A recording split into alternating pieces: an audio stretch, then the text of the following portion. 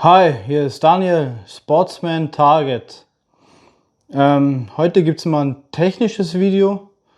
Wenn du wissen willst, ich habe hier es vorbereitet, wenn du wissen willst, wie ihr eure eigenen Bolzen baut und das mit einer sehr guten Qualität und wofür man dieses Gerät hier braucht, dann bleibt dran. Ich zeige euch nach dem Intro.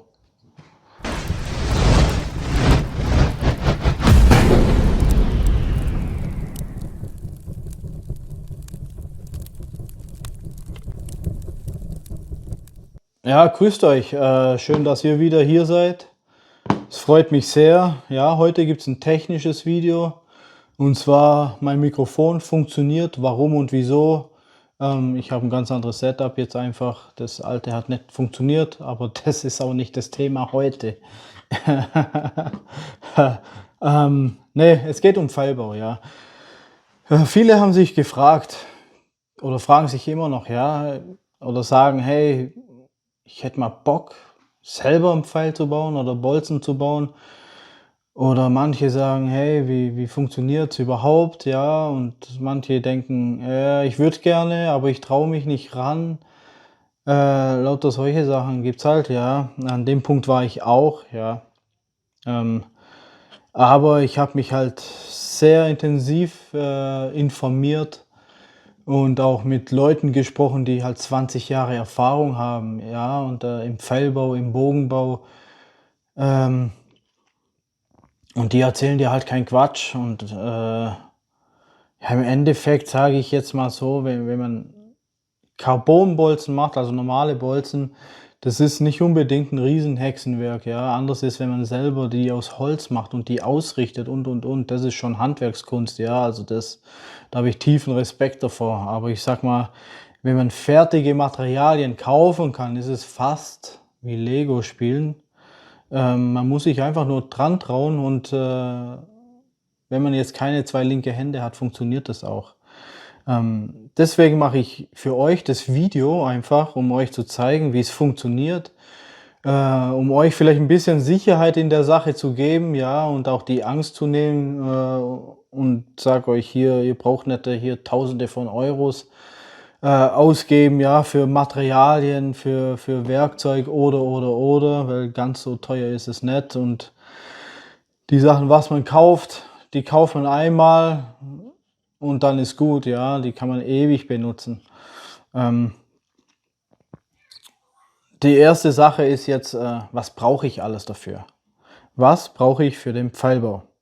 Ja, ich habe hier einen schönen Bolzen gebaut. Hier auch. Und das ist ein Originaler von einem Hersteller. Also es schenkt sich nichts. Ja.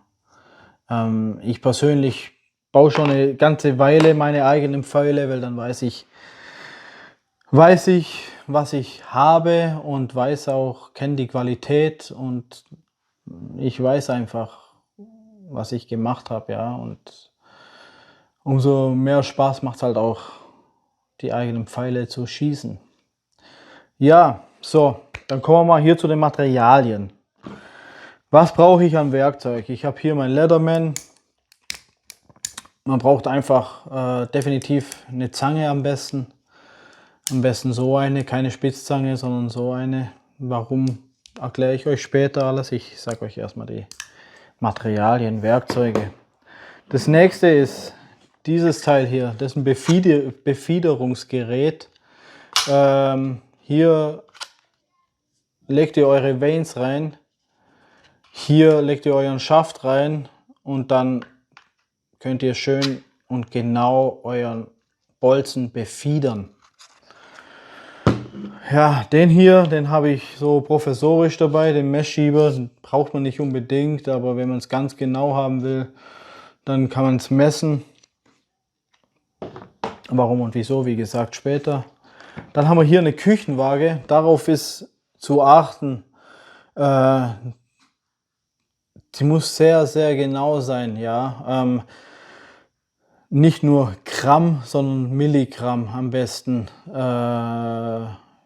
wiegen können. Also eine Feinwaage ist oder Goldwaage, Feinwaage. Das ist jetzt eine Küchenwaage, ja, die geht zwar bis 2 Stellen hinterm Komma, ja, aber die ist sehr ungenau. Meine ist mir vor 3 Tagen leider kaputt gegangen und die neue ist schon unterwegs, leider noch nicht da, aber ich wollte jetzt unbedingt das Video machen. So, das ist der Grund dafür. Dann brauchen wir hier Sticks von der Heißklebepistole, ein Feuerzeug. Wie ihr seht, bin ich halt schon ein bisschen ausgestattet, ja. Erstmal das Werkzeug. Dann braucht man hier einen Shaft Grinder, ja, der einfach vorne die Fronten abschleift, damit da keine Graten entsteht und das sauber abgeschliffen ist. Und wichtig ist ein guter Sekundenkleber. Ich habe den jetzt hier gekauft. Ich brauche für euch keine Werbung machen in Europa, weil das ist von Amerika. Testet euch durch. Ich hatte früher mal den, der ist aber mittlerweile leider vertrocknet. Das ist von einem Elektriker, der Platinen gemacht hat und der viel mit dem gearbeitet hat und der war mega gut. Leider habe ich den jetzt nicht mehr hier. Hab den schon getestet, der ist ganz gut. Dann das Wichtige, also das war es jetzt mal von den Werkzeugen. Jetzt kommen wir hier zum Wichtigsten. Hier, ich habe meine leider schon, was heißt leider, schon vorgeschnitten. Die sind meistens, kann man die bestellen, die Carbon-Schäfte. Kann man meistens, bestellt man die in 32 Zoll oder 1 Meter oder 80 Zentimeter Stücke. Jeweils sind da, glaube ich, 12 Stück im Paket drin. Dazu möchte ich was sagen, und zwar die Maße sind sehr wichtig, ja. Die Maße der Innendurchmesser von den Bolzen für die Pistolenarmbrüste ist der Innendurchmesser 4,2, ja, und je nach Splane sind die auch unterschiedlich dick, also 6,1, 6,16, so um den Dreh rum. Zum Splane will ich sagen, je höher die Zahl, desto weicher ist der Carbon, und das heißt auch, je dünner ist die Wand, ja, je höher die Zahl.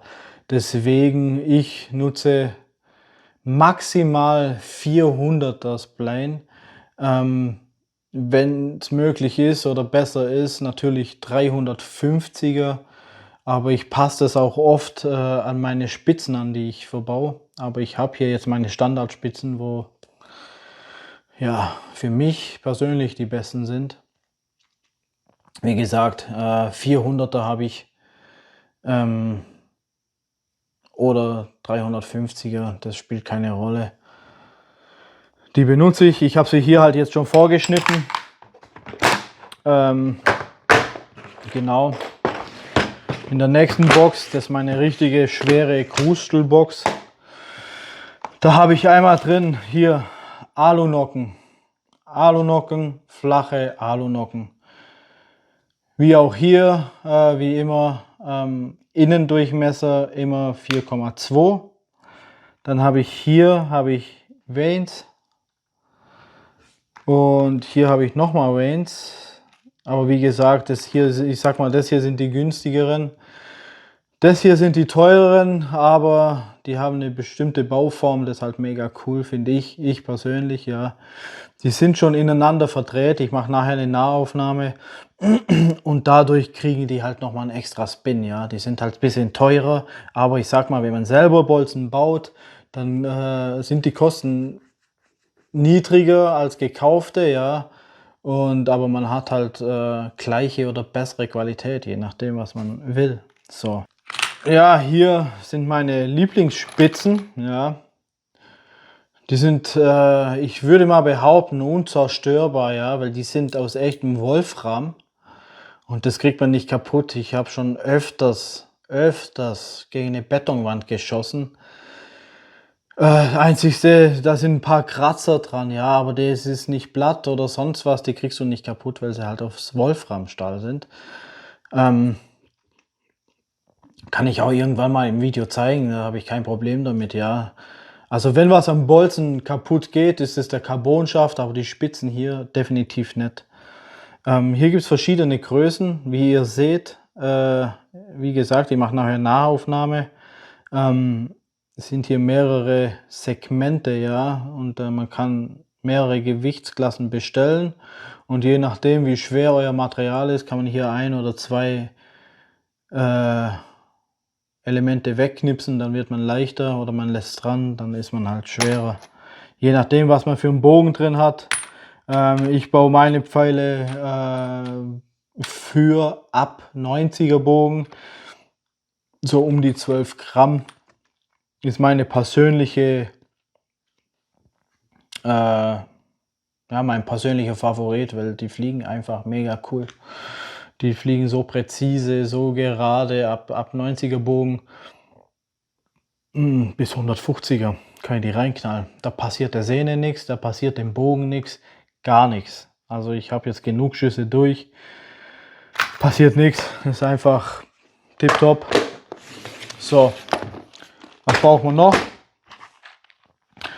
Da die Bolzen für die meisten Armbrüste, die Sehnenschubser, eine flache Nocke hinten haben und die Befiederungsgeräte, sorry, ich pack das Wort nie, brauchen halt eine normale Nocke, um reinzuklemmen. So, dann würde ich mal sagen, dann drehe ich mal die Kamera ein bisschen hier zentral drauf und zeige euch, wie man Pfeile baut.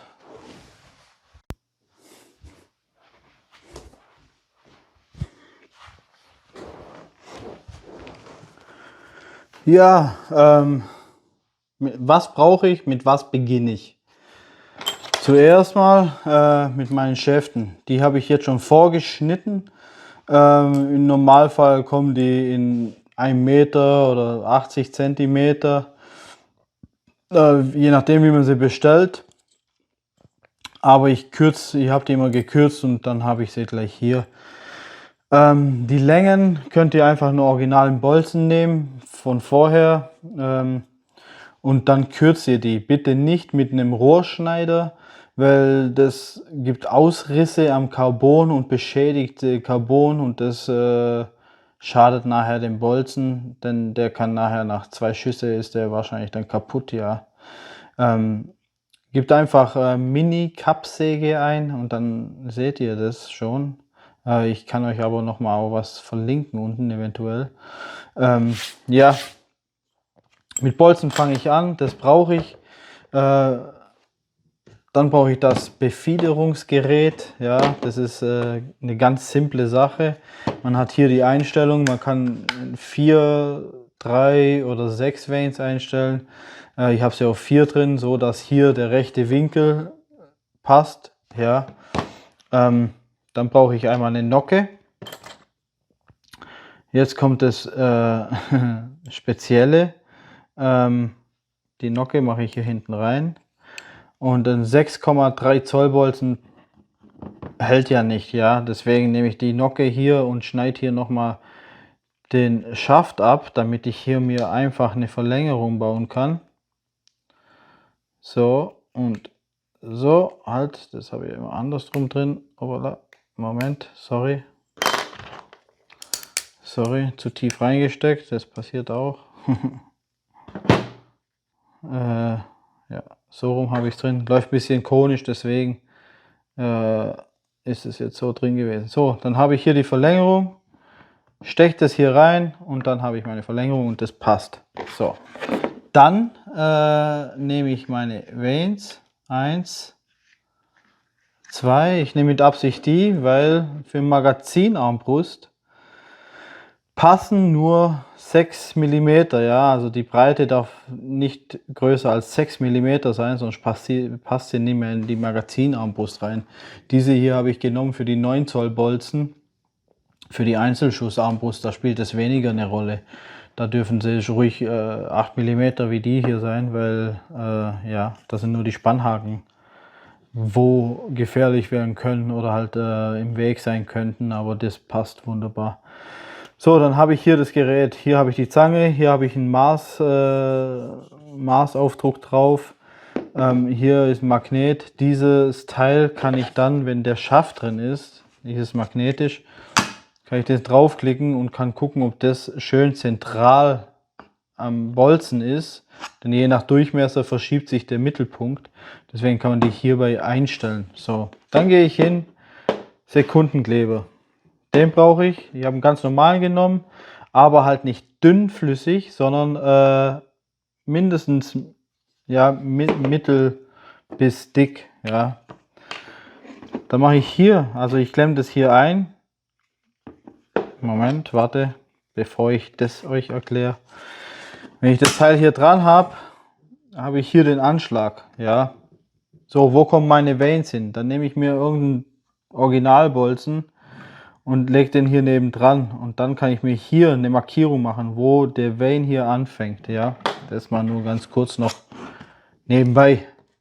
So, dann lege ich mir die Vanes rein und mache sie hier an meine Markierung hin. Sekundenkleber braucht ihr wirklich nur ein Tropfen, ja, mehr nicht, also ganz, ganz wenig, super wenig. Und das verschmiert ihr hier einfach komplett. Also diesen Tropfen verteilt ihr komplett. Selbst der ist ein bisschen zu viel, aber kann man später wegkratzen oder wenn es nicht zu viel ist, kann man es dran lassen. So, dann mache ich das hier auf dem Magnet drauf, schiebe das hier einen Anschlag dran, unterstütze hier nur mit dem Daumen ein bisschen, schiebe den runter und Schaft, drücke ein bisschen und der Vane ist dran. Ja, halt es kurz, das reicht schon, mach hier auf. Zack, weg ist er. Ich gehe hin, da ich sowieso immer nur 2 Vanes habe, lasse ich die Einstellung, ziehe den kurz raus, drehe den um 180 Grad und stecke ihn wieder rein. Nehme den anderen Vane. So, wieder hier Markierung, Tropfen. Ich hoffe, man sieht es gut, man kann es erkennen. So, verteile diesen Tropfen. Wieder hier drauf, wieder an den Anschlag dran, wieder als Daumen ein bisschen unterstützt. So, drücken rein, fertig, nehmen weg und schon brauche ich das Befiederungsgerät nicht mehr. Ich kann das auf die Seite stellen. Die Nocke brauche ich auch nicht mehr und schon ist er dran. Exakt in einer Linie, exakt auf einer Höhe. Passt also. Diese Vanes haben halt noch hier, die sind verdreht, geben den ganzen Spin, also noch mehr Spin. Das heißt noch mehr Stabilität und Präzision. Das sind absolut meine Lieblingsvanes, aber die sind halt ein bisschen anfällig und etwas teuer. So, das nächste ist, ich brauche meine Spitze, ich brauche meine flache Alunocke, ich brauche ein Feuerzeug, ich brauche Heißklebestick und den Deckel vom Sekundenkleber, damit er nicht austrocknet. So. Und die Zange hier. Nehmt keine Spitzzange, weil ihr müsst es nachher hier halten. Das ist ziemlich wackelig. Lieber so eine vom Leatherman oder sowas und dann könnt ihr das richtig greifen. So. Eigentlich lege ich alles immer, bevor ich was anfange, lege ich alles auf die Waage. Aber meine Waage ist leider vor 3 Tagen kaputt gegangen. Jetzt ist es nur eine Küchenwaage, nur um zu zeigen. Ja, aber am besten eine Feinwaage nehmen oder eine Goldwaage, dass das halt richtig, dass man da richtig das Gewicht rausmessen kann. Aber hier weiß ich, mit diesem Setup habe ich meine 12,2, 12,4, je nachdem wie viel Kleber drauf ist, Gramm. Für mich für 90er Bogen optimal, bis 150er locker, die fliegen tipptopp. So, dann erhitzt man hier den Schaft, nimmt den Stick und dann schmiert man schön saftig den Kleber drauf, schön so, also schmiert einmal drum rum. Dann geht man hin und schiebt es rein. So. Zieht ein bisschen wieder raus und immer drehen, drehen, drehen, wieder ein bisschen rausziehen, damit er auch richtig schön verteilt ist. Und dann drückt ihr richtig fest, ja. Dann entsteht hier ein Wulst und das ist dann gut so, dann ist es dicht. Dann entsteht hier ein Wulst, den könnt ihr abkühlen lassen. In der Zeit nehmt ihr eure Alunocke. Ich lege da immer den Pfeil schon mal parat, weil das Alu ziemlich schnell abkühlt. Ja, den erhitzt ihr genauso. Erhitzen, erhitzen, erhitzen. So. Dann nehmt ihr den Stick wieder, schmiert hier schön Kleber drauf, da kann ruhig was drauf. Der Rest wird ja weggedrückt, so. Und den drückt ihr hier auch rein, bis fest am Anschlag ist. Ihr könnt das auch hier drauf drücken. Hier könnt ihr auch drauf drücken, aber nehmt dann besser ein Holzbrett, weil die sind schon ziemlich spitzig. So, dann könnt ihr hier hinten schon den Wulst wegmachen. So, schön sauber. Ist ein bisschen schwarz geworden vom Feuerzeug. Und hier, den könnt ihr auch schon, der ist schon ziemlich abgekühlt. Einfach hier abperlen, dann liegt er hier und fertig. So, und dann habt ihr den Bolzen. Dann habt ihr den Bolzen fertig. Tipptopp. Ja, jetzt habt ihr eure Pfeile gebaut, eure Bolzen. Ja, sehen super aus, alles tipptopp vom Feinsten. Aber eine wichtige Information von einem fertigen Pfeil ist ganz einfach: Woher wisst ihr, ob der Pfeil richtig ausbalanciert ist? Ja, das ist eine wichtige Sache beim Pfeil. Je nachdem fliegt er oder auch gar nicht. Ja, also man sagt, man hat den Mittelteil, ja, man nicht genau den Strich als Mittelteil, sondern man hat ein kleines Stück als Mittelteil und dann hat man hier die 2/3, ja. Und um zu wissen, ob der richtig ausbalanciert ist, das kann man einfach testen. Man legt ihn auf den Finger und wenn der hier im ersten Drittel, sage ich mal, das Gleichgewicht hat, dann ist er echt mega ausbalanciert. Also es muss schon mehr in der Front drin sein, das Gewicht, damit einfach, wenn der fliegt, stabil in der Luft liegt. Ansonsten, wenn jetzt hier hinten das Gleichgewicht wäre, ja, dann würde er absacken und trudeln. Und deswegen im ersten Drittel sagt man, dass da das Gleichgewicht sein soll. Dann ist er gut austariert. So, der Hammer hier ist im ersten Drittel ist das Gleichgewicht, der passt sehr gut. Und so sind eigentlich alle Pfeile, wenn man immer dieselben Materialien nutzt, dann hat man auch eigentlich immer dieselben Ergebnisse hier. Das passt also ganz gut. Wenn ich hier jetzt in der Mitte lege, fällt er natürlich runter, ja, weil das halt nicht im ersten Drittel ist. Aber an sich ist der wirklich gut ausbalanciert. Sobald ich ein kleines Stück nach vorne gehe, fällt er runter. Deswegen sage ich, da müsst ihr auch noch drauf achten. Und wie gesagt, das ist meine Favoritenkombination. Und mit denen mache ich richtig gute Ergebnisse. Ja, das wollte ich euch dazu noch mitteilen. Das mit dem Splaying habe ich euch vorher erklärt. Ja, also maximal bis 400, 350 bis 400 nehme ich immer.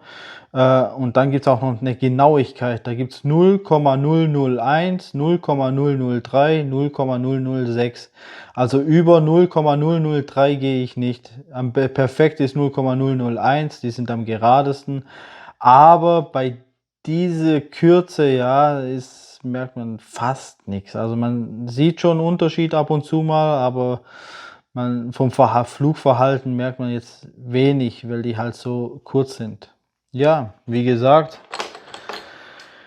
ich saß jetzt hier vorher schon noch, ja, wie gesagt, hier 10 Minuten, Viertelstunde habe ich hier meine 5 Bolzen gemacht. Qualität tipptopp, ja, wie gesagt, Wolfram-Stahlspitzen, die sind halt echt unzerstörbar. Alu-Endnocken und diese Vanes. Verlinke ich euch alles in der Videobeschreibung. Dann wünsche ich euch super viel Spaß beim Pfeilbau. Traut euch ran, macht euch da keine Sorgen, alles cool. Es wird nicht zu teuer. Am Anfang, klar, muss man das Zeug erstmal kaufen, ja. Aber wenn man es hat und dann nur noch erweitern muss, dann ist das nicht mehr teuer und ja, man hat top Spitzen. Dann wünsche ich euch viel Spaß beim Pfeilbau. Ich hoffe, ich konnte euch helfen und informative Informationen geben. Ja, viel Spaß und könnt mir gerne Feedback geben, wie es gelaufen ist. Das würde mich sehr freuen, dass ich euch da helfen konnte. Und wie gesagt, lasst ein Like da, folgt mir, erzählt es weiter, zeigt es von mir aus jedem, ja, weil ja, ich finde im Netz nicht viel vom Pfeilbau. Deswegen, hier ist die Antwort, hier könnt ihr es machen. Haut rein und gute Nacht.